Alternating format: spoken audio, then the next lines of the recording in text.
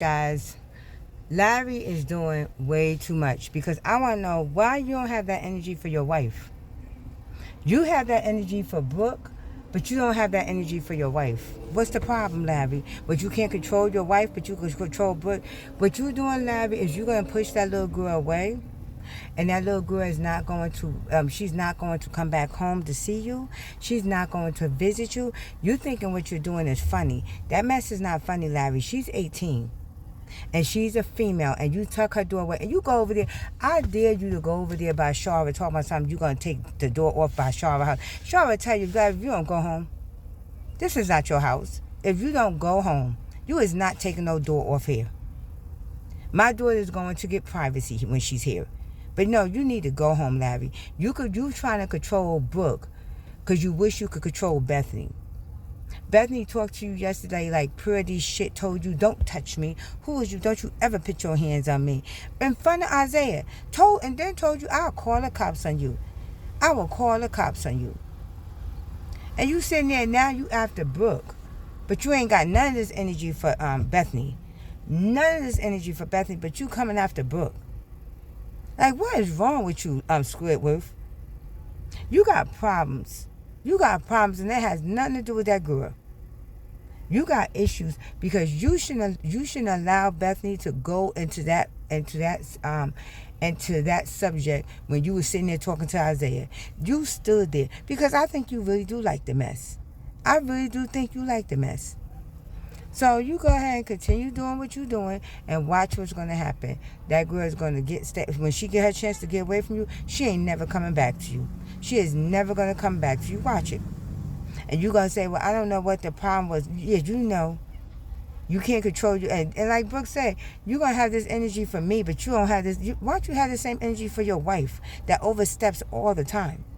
Have the same energy for your wife. Larry, I am so disappointed in you. So disappointed in you. And then there was a scare I wanted to talk about too with Chase and Candace. Chase comes home and he's like, oh, it smells good in here. She was like, Candace is at the table eating. She was like, yeah, I made me something to eat. And so he was like, so he goes in the kitchen and look all around, talking about something. You ain't make me nothing. First of all, see, at first I was on Chase's side. I was like, okay, Candace, you knew he was coming home. But you came home 2 hours late. You had the nerve to go stop and get you a haircut. You tell me you didn't have the nerve to go get you something to eat as well? So Candace made her something. She didn't know whether you didn't call her, let her know you had that your plane had came in. You didn't call her and tell her that you were stopping to get a haircut. You didn't call her and tell her shit. See, you and Candace playing these little petty games.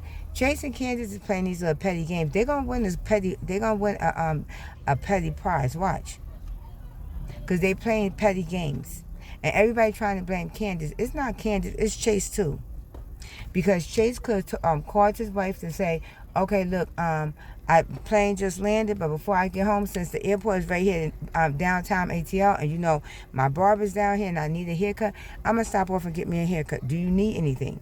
That's what my husband would have said. And she would be like, no, I don't need anything, but I'm a cook. So, do you want me to cook you something to eat, or you gonna grab something to eat?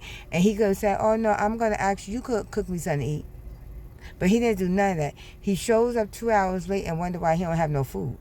That's why he don't have no fucking food. Because you should have called, but you didn't. So everybody needs to stop trying to blame Candace. Or Candace acting all petty. She gonna lose some shit. Who cares about that cornball?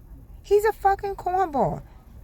That every chance he get, he goes after Maggie. He's a damn cornball. Let him go. But any normal husband will call their wife to tell them, okay, my plane just landed. I'm going to head out over here to get me a haircut. And do you need anything? And the first thing she would be like, well, I'm about to cook. So are you going to pick up something to eat, or do you want me to cook you something to eat while I'm cooking? That's communication. See, that's why marriages and relationships fail, because y'all have no communication. You gotta have communication. And all these men on the comments talking about something, and there was some women too. Oh, Candace needs to stop playing these games. See, that's why y'all probably in a long-term relationship and ain't nobody marrying y'all.